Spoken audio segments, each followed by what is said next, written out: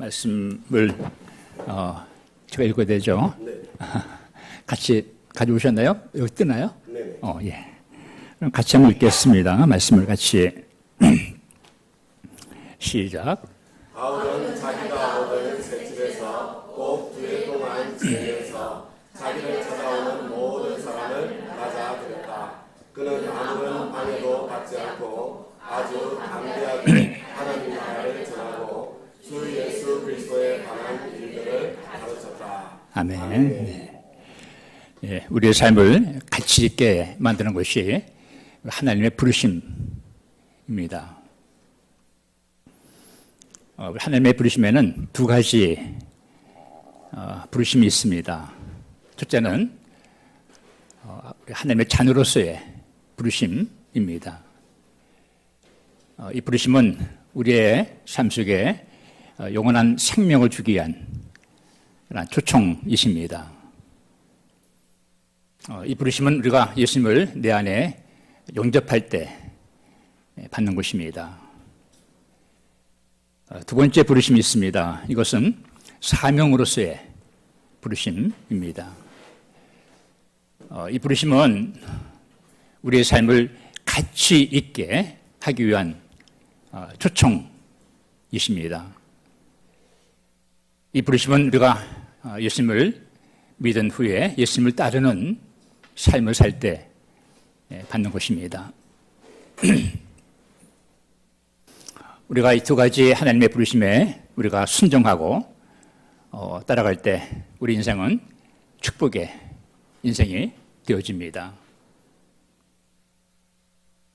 저는 청년 때 예수님을 만났습니다. 그전까지는 예수님을 모르다가 한 분이 저를 이렇게 도와주기 시작하셨습니다.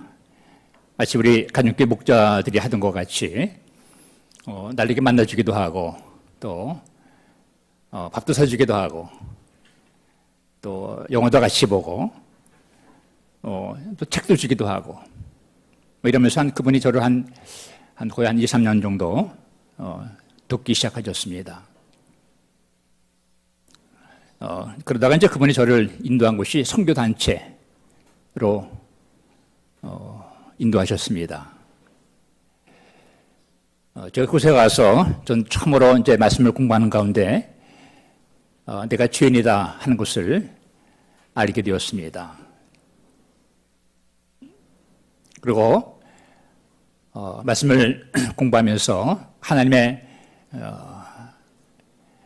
날 향하신 무조건적인 용서하심과 우리 하나님의 일방적인 사랑, 하나님의 은혜를 깨닫게 되었습니다. 그래서 예수님을 나의 주님으로 영접을 하게 되었습니다. 예수님을 만나게 된 사건이 나 인생의 전환점이 되었습니다. 이것이 인생에 찾아오셨던 하나님의 첫 번째 부르심이셨고 그리고 첫 번째 은혜였습니다. 그러다가 이제 결혼하고 오래전에 미국에 가게 되었습니다. 미국에 가서 한 2, 3년 정도 이렇게 지내다가 제가 다니던 교회를 통해서 풀타임 사역자로 부르시는 주님의 음성을 듣게 되었습니다.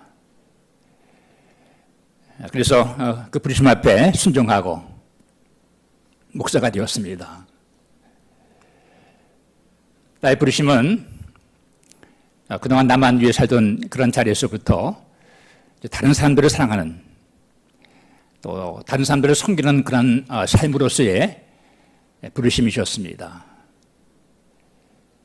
내 인생에 대한 내 삶에 대한 방향과 목적을 바꾸시는 하나님의 초청이셨습니다. 이것이 내 인생에 주셨던 우리 하나님의 두 번째 부르심이셨고 두 번째 은혜였습니다. 삶을 이제 쭉 살고 좀 뒤돌아보게 되니까 나 인생 가운데서 나에게 좀 중요한 어떤 사건들, 중요한 일들은 내가 하나도 계획하지 않았던 그런 것들이었습니다. 제가 예수님을 만나게 된 것도 그렇고, 제가 결혼하게 된 것도 그렇고,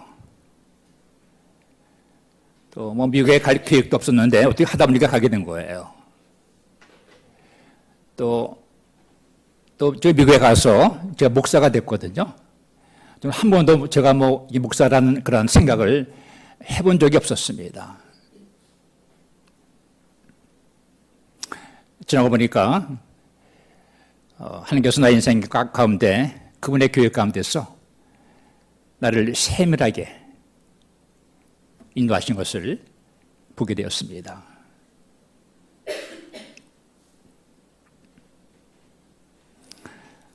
우리의 삶은 마치 퍼즐 맞추기 같습니다. 여러분 퍼즐 아시죠? 퍼즐. 퍼즐은 하나만 딱 놓고 보면 그 퍼즐의 의미가 뭔지 잘 모릅니다. 근데 퍼즐을 다 이렇게 맞추고 보면 하나의 그림이 되지 않습니까? 우리 인생에서 만나는 어떤 사건들, 어떤 만남들은 나의 삶의 하나의 퍼즐입니다. 우리가 그때 그 만남의 의미를 알 수가 없고요. 또 우리가 그때 만나는 어떤 사건들의 의미를 우리가 알 수가 없습니다. 우리 인생을 다 살고 보면 그런 만남, 또 어떤 그 사건들, 이것이 모아져가지고 나의 인생의 그림이 되어지는 거예요.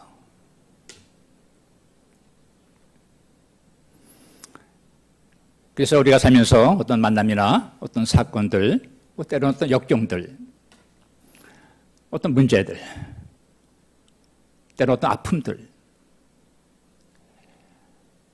우리가 그 의미를 알 수도 없고 또 우리가 알려고 할 필요도 없습니다.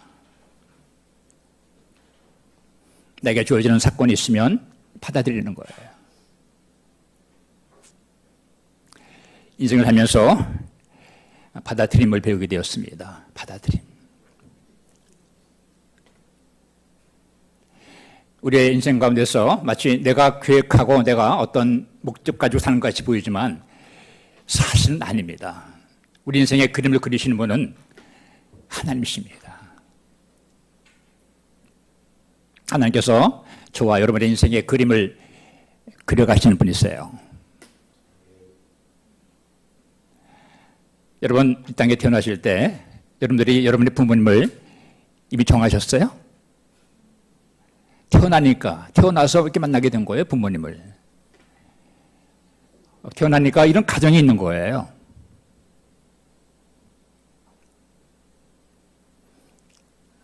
결혼하신 분들, 오래전부터 이런 남편, 이런 아내를 내가 만나야 되겠다. 이 사람과 결혼해야 되겠다. 이렇게 작정하시고 그렇게 해서 만나신 거예요? 어떻게 만나셨어요? 그렇지 않잖아요. 어떻게 하다 보니까 만난 거예요.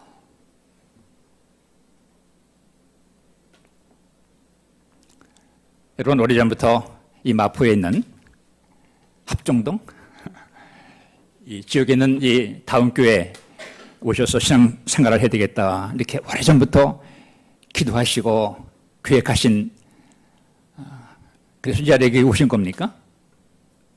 아니죠. 어떻게 하다 보니까 이 자리까지 오셨고 이 교회에서 신앙생활 하시는 거예요. 우리 인생을 돌아보게 되면 우리의 많은 부분들, 우리의 중요한 사건들, 이 모든 그 과정이 하나님의 세밀하신 계획과 인도하심 가운데 우리가 살아가는 겁니다.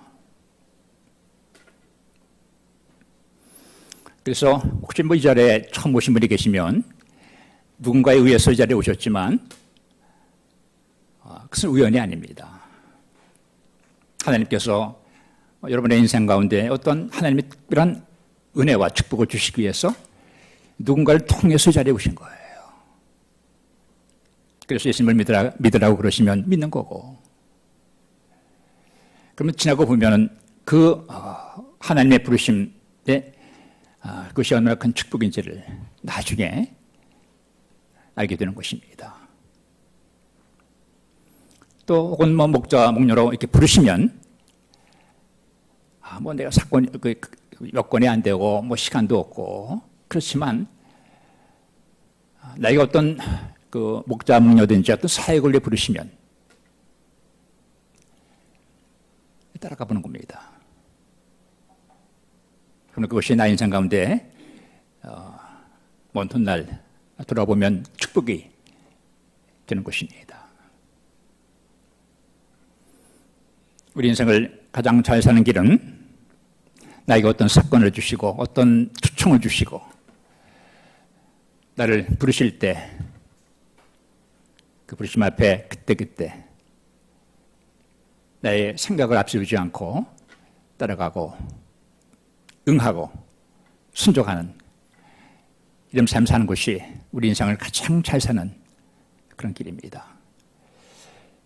내 인생을 다 사는 다음에 보면 어떤 경우에는 어떤 분들에게는 인생의 그림이 이렇게 구멍이 많은 거예요. 삶의 그림이. 왜 그런가 하면 어떤 일을 나에게 하라고 하셨는데 내가 안 한 거예요. 그러니까 하나님의 그림이 그려지지 않은 거예요. 마치 미완성의 그림같이 나 인생의 그림이 이상한 그림이 되는 겁니다.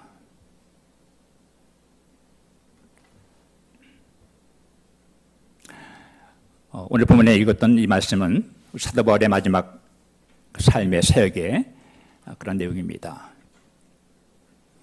사도 바울은 본래는 이제 하나님을 대적하던 이런 사람이었습니다. 그러한 바울을 예수님이 찾아가셨습니다. 그리고 그에게 이방인의 사도, 유대민족이 아닌 이방인들에게 복음을 증거하는 이러한 사명을 주시고 그러한 일을 위해서 그를 초청하셨습니다. 부르셨습니다. 바울이 그 하나님의 부르심, 예수님의 부르심 앞에 그가 순종했습니다. 그리고 그의 생애를 쭉 살아가면서 평생 동안 예수님의 이름을 증거하는 이러한 일을 위해서 그 인생을 하나님께 드렸습니다. 바울은 그 당시 소아시아 지역과 유럽 지역에 많은 교회를 세웠습니다. 바울이 세웠던 교회의 흔적은 지금 뭐 하나도 없습니다. 그런데 바울이 전했던 예수님의 이름, 예수님의 이름은 그냥 계속 진행된 거예요.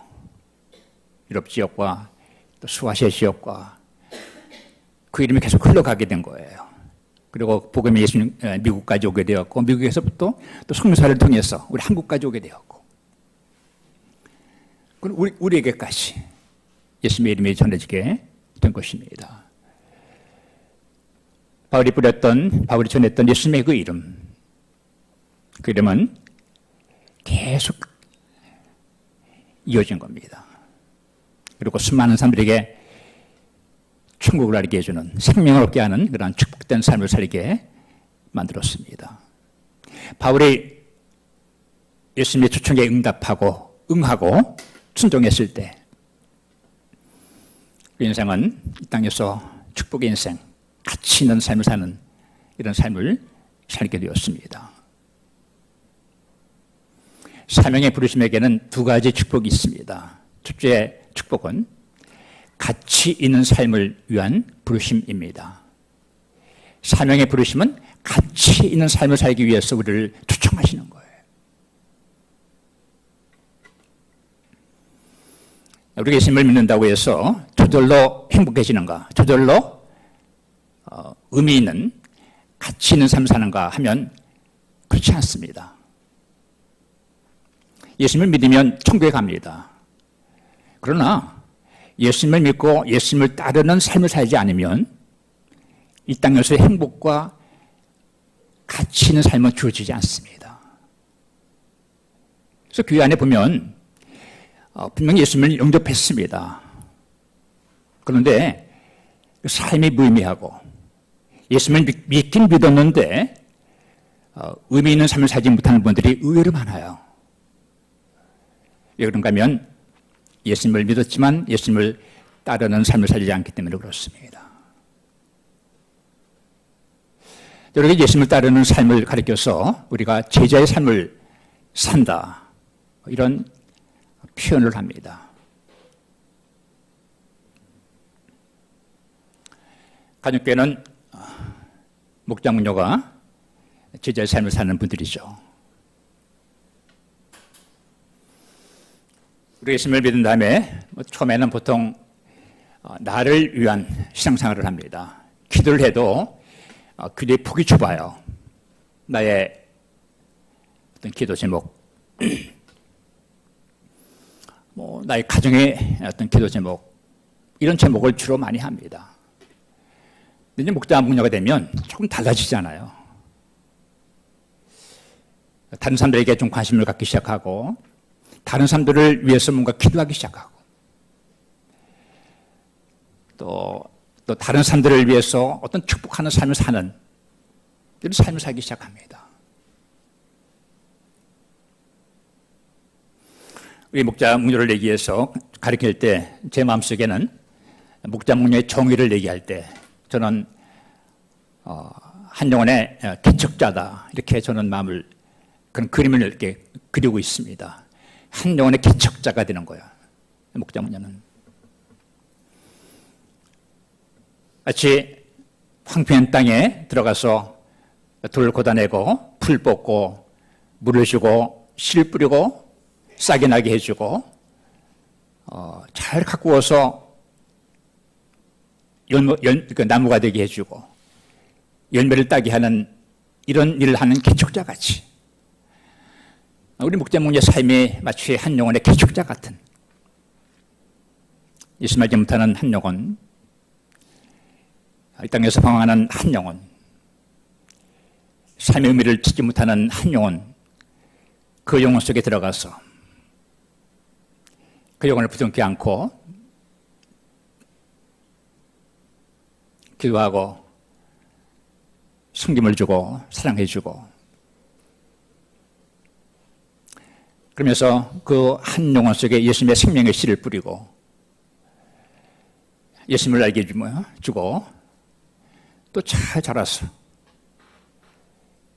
이제 다른 사람들을 섬기는 자가 되게 해주는, 다른 사람들을 축복하는 자가 되게 해주는 이런 자리까지 그 한 명의 영혼과 씨름하는 거죠. 한 영혼을 개척하는 것 같습니다. 황폐한 인생, 무너진 인생, 어두운 인생 속에 그 인생이 아름다운 인생이 되게 만들어주고 삶의 의미를 찾게 해주고 가치 있는 삶을 살게 만들어주고 한 명의 삶 속에 하나님의 아름다운 형상을 이루어지게 만들어주는 이러한 일을 하는 사람들이 마치 목자 목녀의 삶이라고 봅니다.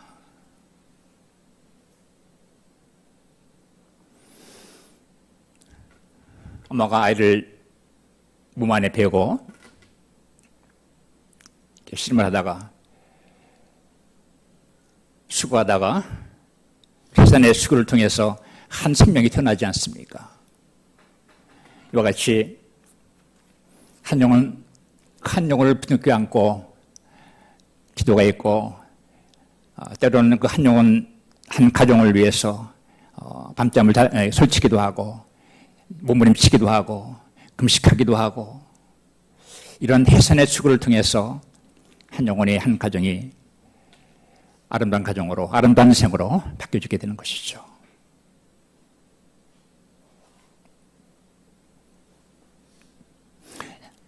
그래서 우리 목자 문녀가 되면 예수님을 따르는 이런 삶을 살게 되면 참 삶이 좀 가치 있는 삶을 살게 되는 겁니다. 한 영혼을 바뀌어주는, 한 영혼 속에 한 영혼을 이렇게 뒤바꾸는 이런 삶을 살게 하는 가치 있는 삶, 이런 삶을 살게 됩니다.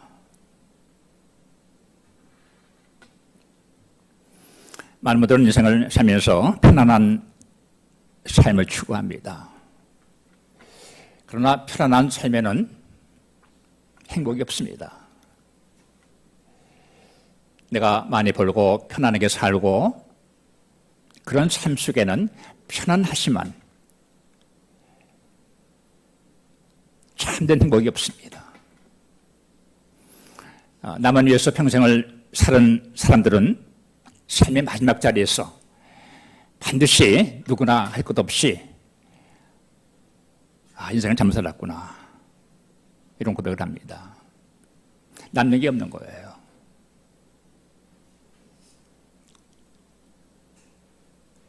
행복은 줄 때 나에게 주어지는 겁니다.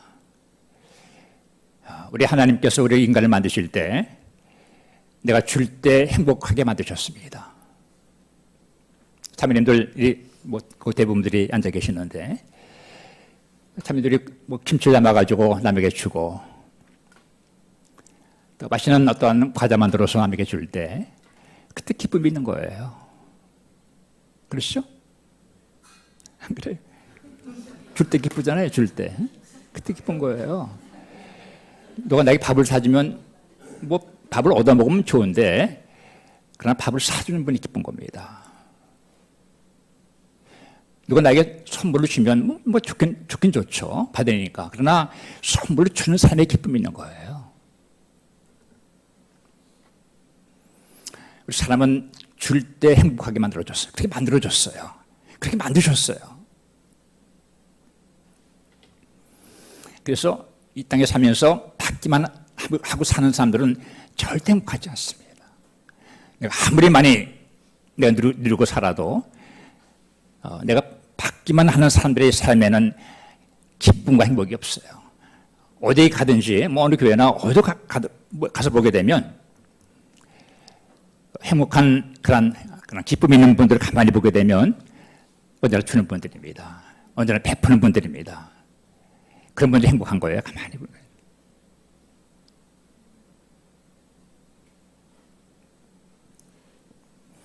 행복은 내가 선택하는 겁니다.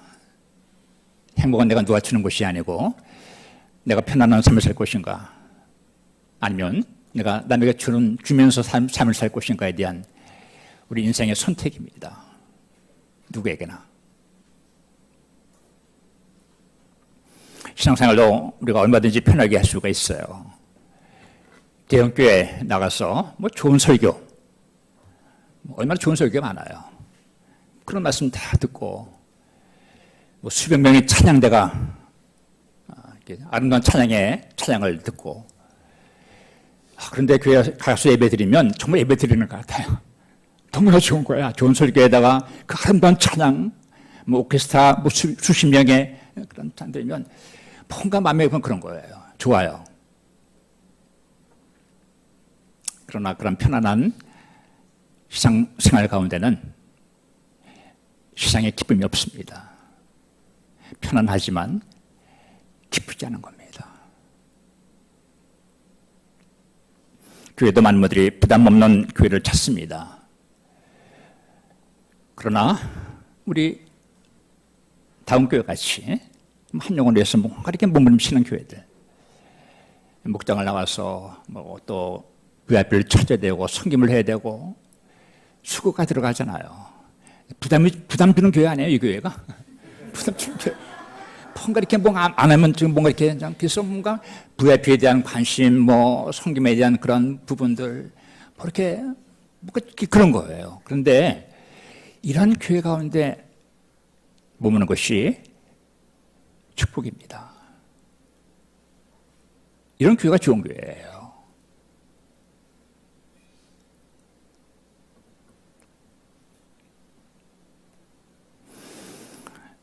두 번째, 사명에 부르심 두 번째 축복이 있는데 이것은 영향을 끼치는 삶을 살도록 부르셨습니다. 가족에 하는 교회 가보게 되면 간증들을 이렇게 듣게 됩니다. 그 간증의 내용 가운데 많은 경우에 우리 목자 문녀들의 이름이 나오죠. 내 인생 가운데서 내가 좀 방황할 때 우리 목사님의 기도, 우리 목사님의 사랑 때문에 제가 예수님을 만나게 되었습니다. 제가 어두운 길을 지나갈 때 우리 목사님의 사랑과 섬김, 우리 목사님의 사랑과 섬김 때문에 제가 그 자리에서 다시 일어나게 되었습니다 하는 간증들, 우리가 이런 간증을 많이 듣지 않아요? 누가 여러분들의 삶을 돌아보면서 여러분 때문에 내가 인생이 바뀌었습니다, 내가 여러분의 기도 때문에 내가 예수님을 만나게 되었습니다,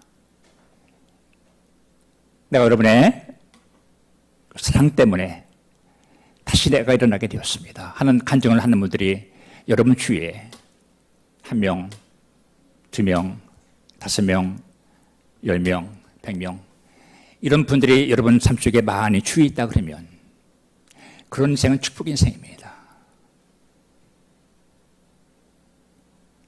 인생에 참된 영향을 주는 삶을 살고 있는 겁니다. 저는 예수님을 나에게 예수님을 소개해주고 나를 사랑해줬던 청년 때, 그리고 예수님을 믿게 했던 그분을 제 평생 동안 마음에 쭉 기억을 하고 살았습니다.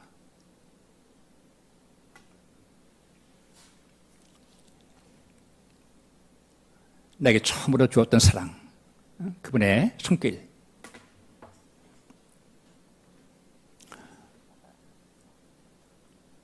우리가 살면서 내가 남들에게 인생 가운데서 평생 동안 잊혀지지 않는 삶을 산다는 것은 축복입니다. 한 사람 인생 가운데서 평생 동안 잊혀지지 않는 삶, 평생 동안 마음에 간직하고 살 수 있는 이런 삶이 된다는 것은 우리 인생의 가장 큰 축복 중에 하나입니다.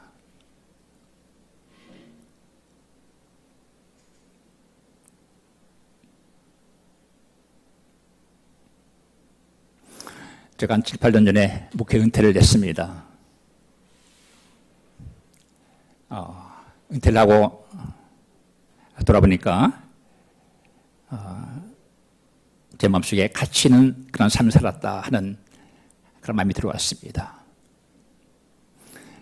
내가 만약에 목사가 안 됐으면 내가 뭘 했을까 좀 생각을 해봤어요. 뭔가 했을 것 같아요. 뭔가. 그렇지만 한 가지 분명한 것이 있는데, 목사만큼 가치 있는 삶을 살지는 못했을 것 같아요. 제가 뭘 했든지 간에.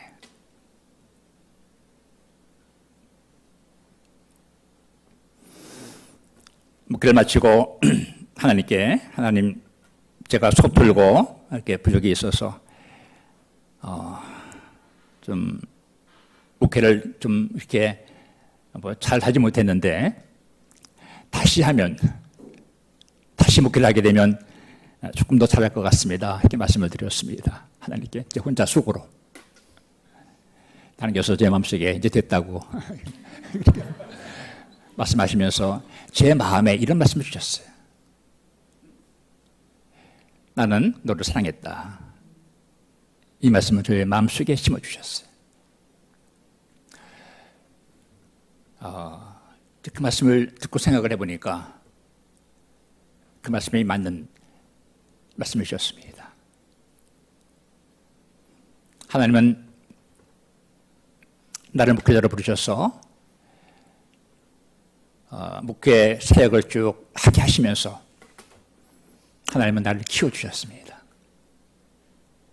하나님은 나를 세워주셨어요.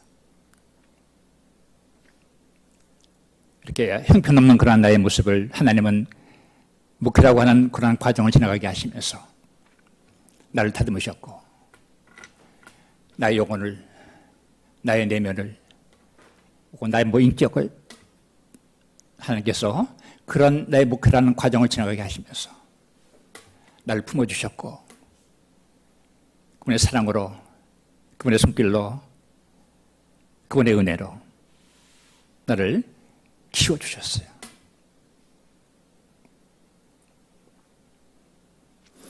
내가 설교를 하고 말씀을 가리키고 기도를 하고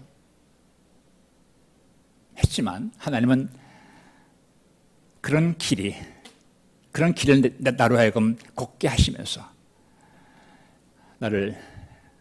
내 삶을 세워주셨습니다. 돌아보니까 그래서 하나님의 부르심은 나의 인생 가운데 하나님의 은총이었습니다. 오늘 제목이 그 제목이에요. 설교 제목이 하나님의 부르심은 은총이다. 이건 제 고백이고 나의 간증입니다.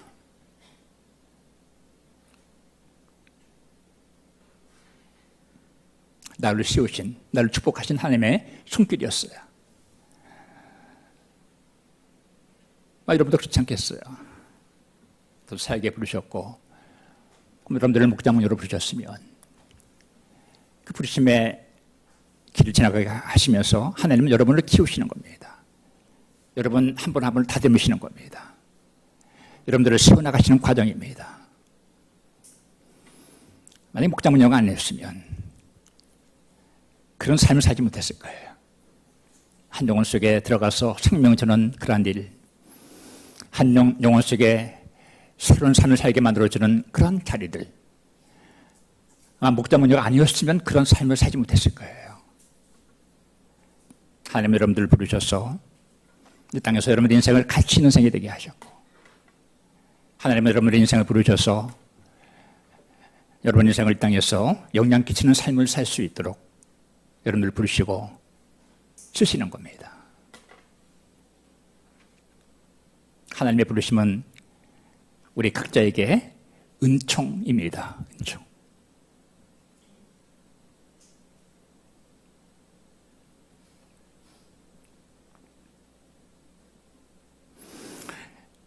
우리 하나님의 부르심을 받은 사람들이 가지고 오셔야 되는 두 가지가 있습니다. 두 가지.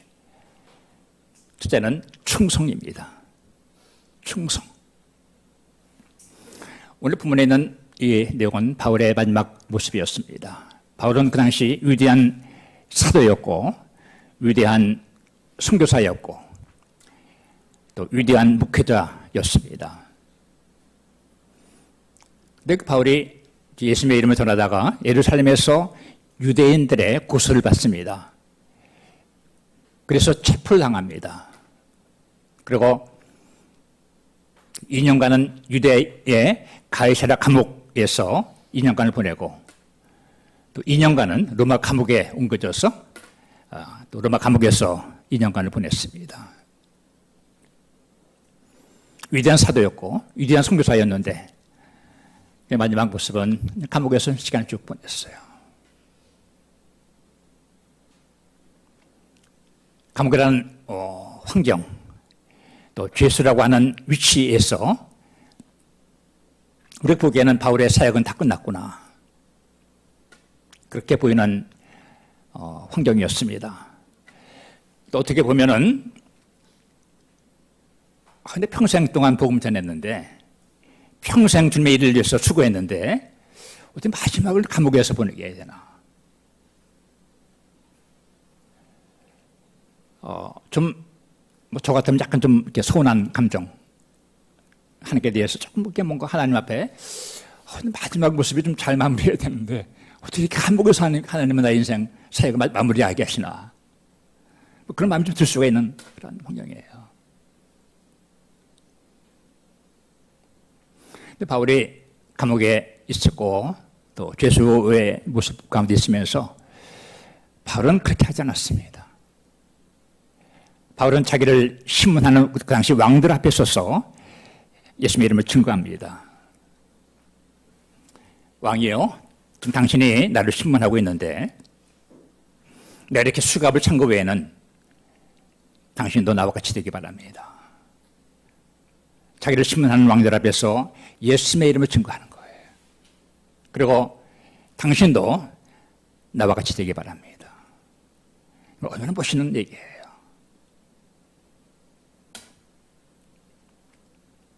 얼마나 멋있는 고백이에요. 예?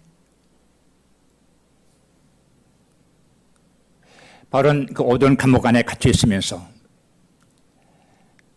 바울이 편지를 쓰기 시작했습니다. 자기가 개척한 교회들, 자기가 사랑했던 교회들을 향해서 편지를 하나씩 쓰기 시작했어요.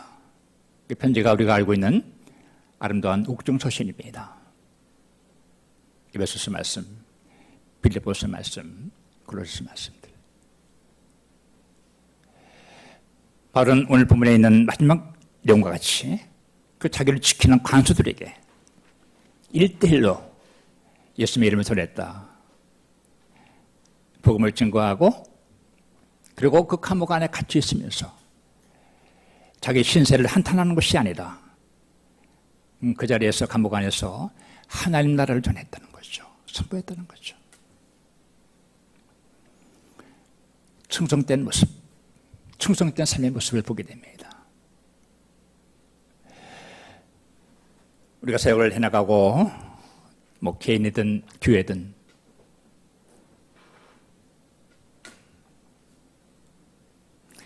우리의 성공보다 중요한 것이 하나가 있는데 그것은 충성입니다. 아까 여기 같이 읽으셨는데 우리의 사역에 있어서 우리 열매보다 더 중요한 것은 충성입니다. 세미나를 가보고 또 컨퍼런스를 참석해보게 되면 훌륭한 사역을 하는 분들이 많이 등장을 합니다. 목자목련 연합수련회 여러 가지 모임을 가게 되면 성님을 좀 탁월하게 하는 분들이 많아요. 10명, 20명, 30명을 예수 믿게 했고 분가를 하면서 분가도 한두 번 한 게 아니에요. 분가도 5번, 10번, 20번씩 분가를 하고 탁월한 분들입니다. 탁월한 성김. 우리가 그런 분들께서 우리가 배워야 되죠. 도전도 받고 배우게 됩니다. 나도 저렇게 되겠구나. 많이 배웁니다. 여러분 한 가지 기억할 것이 있어요. 탁월함이 기준이 아니고 충성의 기준입니다. 다시 말씀드리겠어요. 탁월함의 기준이 아니고 충성의 기준입니다. 탁월한 성김을 하는 분들이 훌륭한 사역을 하는 분들이에요. 그렇지만 변하지 않은 사람들 한 영혼과 씨름하고 그 성김이 길어져가지고 1년, 5년, 10년 해도 큰 열매가 없어요. 분가 한번 하지 못했어요. 그래도 그 성김은 훌륭한 성김이에요. 10번 분가하고 20번 분가한 그러한 성김도 훌륭한 성김이지만 그러나 나에게 맡겨진 한 영혼, 나에게 맡겨진 한 목장과 씨름하면서 내가 그 자리를 떠나지 아니하고 그 자리를 지키면서 끝까지 충성된 성김을 하고 있으면 그 성김, 그 사역은 훌륭한 성김을 하고 있는 겁니다. 아무도 알아주지 않은 그런 자리에서 그 자리를 내가 떠나지 아니하고 나에게 맡겨주신 어떠한 일을 사역을 하고 있으면 그 사역은 열매에 관계없이 훌륭한 사역을 하는 분입니다.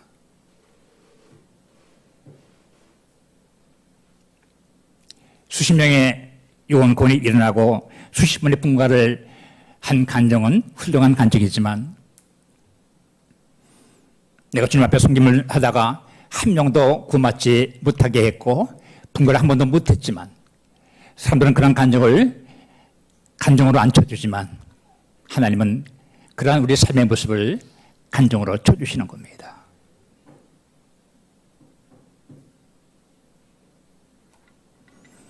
충성의 기준입니다.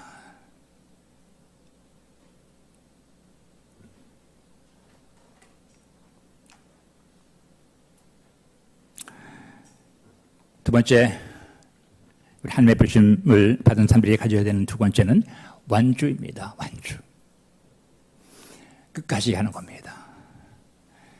어떤 경우에 보면 어떤 교회에서 가보게 되면 참 열심히 정말로 좀 귀한 사역을 하는 분들이 있는데 나중에 가보게 되면 그 자리에 없는 거예요. 지금도 잘해야 되지만 끝까지 잘하는 것이 더 중요한 일입니다. 내게 맡겨진 사역을 끝까지 감당하는 것이 이것이 훌륭한 사역을 하는 거예요. 끝까지 하는 것.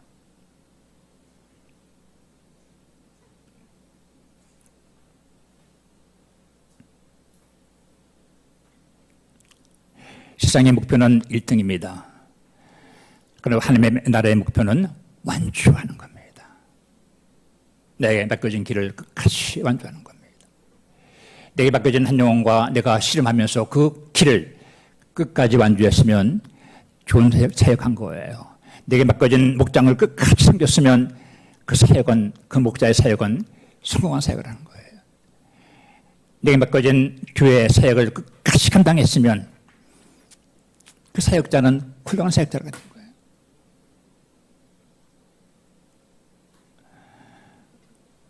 우리의 목표는 완주입니다. 제가 사역을 마치게 끝까지 이렇게 달려가게 된 한 가지 이유가 있었는데, 그건 수명의식 때문에 그랬습니다. 날 부르신 하나님, 수명의식이 나로 하여금 목회하면서 쭉 다녔던 그런 은혜였습니다. 저는 목회를 쭉 해나가면서 저 사역의 첫 번째 목표가 교회가 아니었습니다. 제가 사역을 해나가면서 저의 첫 번째 목표가 교회 사역의 대상이 교회 식구도 아니었습니다. 교회 사역의 첫 번째 목표는 나를 부르신 하나님이셨습니다. 나의 하나님이 나를 부르셨으니까 나를 부르신 하나님을 기쁘시게 하면 됩니다. 나를 부르신 하나님께 내가 충성하는 것이. 그래서 이 하나님의 부르심은 마치 나의 사역에 나침반같이 내 사역의 길을 흐트러지지 않게 해주셨고, 나의 사역의 길을 바른 길을 걷게 도와주셨고, 이 하나님의 부르심은 마치 나침반같이 내 사역의 길을 끝까지 주님 앞에서 바른 길을 걸을 수 있도록 나를 붙잡아 주셨습니다. 하나님의 부르심은 마치 나침반 같은 겁니다.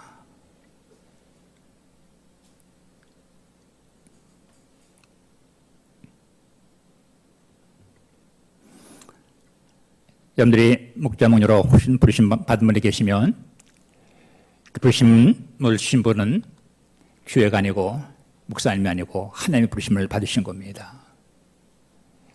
그래서 여러분들의 부르심의 대상은 근본적으로 하나님이십니다. 여러분을 부르신 그 하나님께 충성하는 겁니다. 여러분을 쓰시는 하나님께 여러분의 삶을 드리는 겁니다. 여러분의 삶의 사역의 근본적인 섬김의 사역의 대상은 여러분을 부르신 여러분의 사역자든 목자든 목녀든 부르신 그 하나님께 하나님을 기쁘시게 하는 것이 여러분의 사역의 목표입니다. 그러면 되는 겁니다.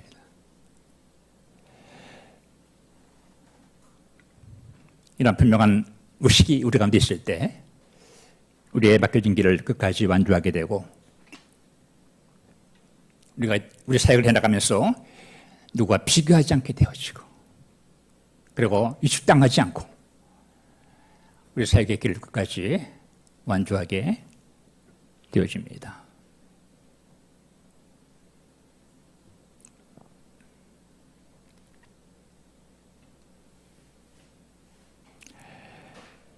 우리 인생도 그렇고 우리 사역도 그렇고 보면 우리 때때로 어려움을 만날 때가 있습니다. 그런 자리에서 우리가 할 것이 한 가지가 있어요. 우리가 이제 에베레스트 산 등반하는 분들이 있습니다. 보통은 산 등반하는 분들이 보통 산은 다 중복을 한 다음에 마지막 가는 코스가 에베레스트 산 등반입니다. 많은 산을 정복하고 그래서 이제 마지막 코스로 가는 거예요. 거의 올라갔는데 산 정상에 갑자기 눈사태가 난 거예요. 그러면 등반을 일단 멈추고 다시 베이즈 캠프에 내려오는 겁니다. 또 다시 이제 올라가는 거죠. 올라가는데 갑자기 또 기후가 나빠진 거예요. 그럼 다시 또 멈추고 다시 베이즈 캠프에 다시 내려옵니다. 또 올라가는 겁니다. 그러면 그 내려오는 것이 실패인가요? 실패 아니에요. 하선하는 것이 실패예요? 아니면 실패가 아니에요? 실패가? 아니에요. 아니에요. 그 하선하는 것이 실패가 아니라 등반의 한 과정입니다. 과정이에요. 또 올라가면 되는 거예요. 우리 인생을 살다가 인생에 어떤 때는 무너질 때가 있어요. 무너진 자리가 인생의 실패가 아닙니다. 다시 시작하면 되는 거예요. 과정이에요. 가정이 어려움 당할 때가 있어요. 가정 가운데. 가정에 어려움을 당한 것이 가정의 실패가 아니에요. 다시 시작하면 되는 거예요. 목장을 하다가 목장이 뭐 다 떠나고 무너지고 다 뭐 그랬어요. 그 무너진 자리, 그러니까 목장의 실패가 아닙니다. 목장에 세워지는 한 과정이에요. 교회가 세워지는 과정 속에서 여러 가지 어려운 일도 만나고 뭐 그래요. 그 어려움을 만난 그것이 교회가 실패한 것이 아니에요. 교회가 세워지는 과정 속에 있는 겁니다. 우리에게는 언제나 새롭게 할 수 있는 길이 있어요. 우리가 언제나 새롭게 도전할 수 있는 그런 길이 있는 거예요. 농부가 봄에 씨를 뿌리고 가꿉니다. 또 어떤 건 싹이 안 나기도 하고, 그리고 열매가 열매 맺기 전에 떨어지기도 하고, 어떤 열매는 썩기도 하고, 어떤 해는 농부가 해도 썼는데 불구하고 태풍이 불었어요. 다 농작물이 과일이 다 떨어졌어요. 하나도 못 거뒀어요. 어떤 해는 흉년이 들은 거예요. 그렇게 수고했는데 다 죽었어요. 그럼 농부가 농사를 포기하나요? 안 해요. 그 다음에 또 뿌리는 겁니다. 또 가꾸는 겁니다. 내가 섬겼던 한 영혼이 떠났을 때 그 자리에서 우리는 또 다른 영혼을 찾고 또 한 영혼과 씨름해보는 겁니다. 목장을 섬기다가 목장이 무너지고 목장이 깨지고 실패했어요. 그러나 그 자리에서 다시 한 영혼과 다시 시작하면서 한 목장을 다시 개척해보는 거예요. 내가 섬겼던 사역이 무너졌습니다. 나 그 자리에서 포기하지 않고 또 다시 씨름해보고 또 다시 씨를 뿌려보는 겁니다. 그러면 되는 겁니다. 우리에게는 언제나 다시 할 수 있는 기회가 있습니다.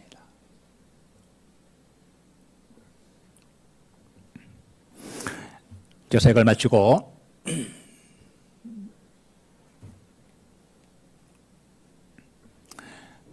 목회를 마치기 전부터 나는 어떻게 내 사역의 마무리가 어떻게 될까 좀 잠깐만 끝을 바라보기 시작했어요. 끝.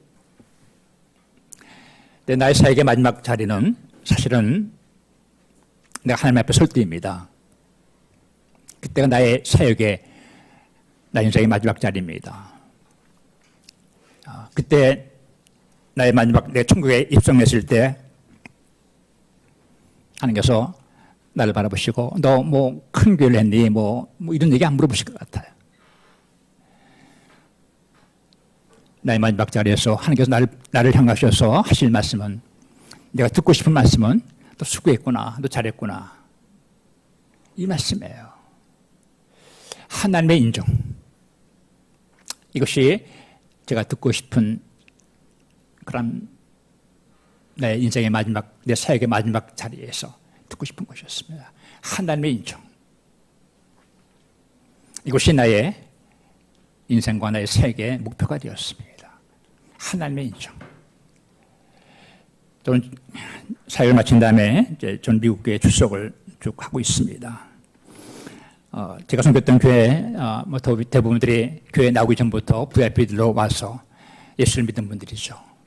나오기 전부터 제가 기도했고 그런 금식했던 분들입니다. 내가 이제 떠난 지가 한 7, 8년 됐으니까 나를 가마득 잊어버렸을 거예요.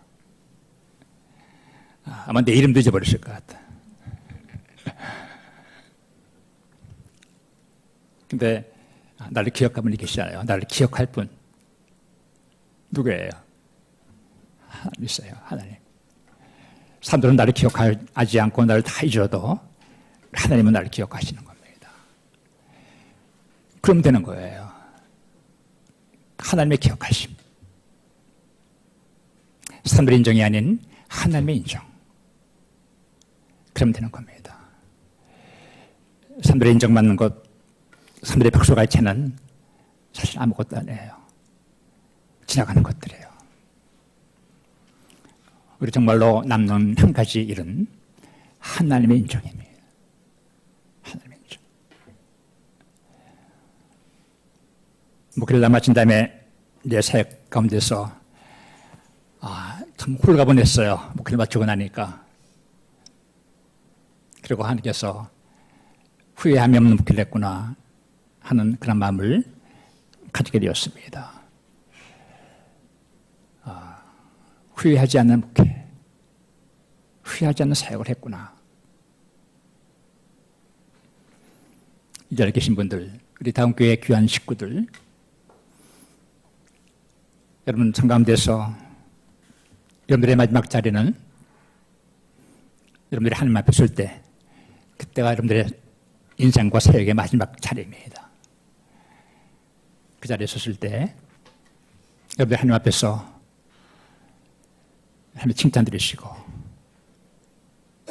하나님 인정받으시는 이런 삶을 사시게 되기를 바랍니다. 여러분들 부르시는 그 부르심 앞에 충성하시고 그 일을 끝까지 완주하셨어.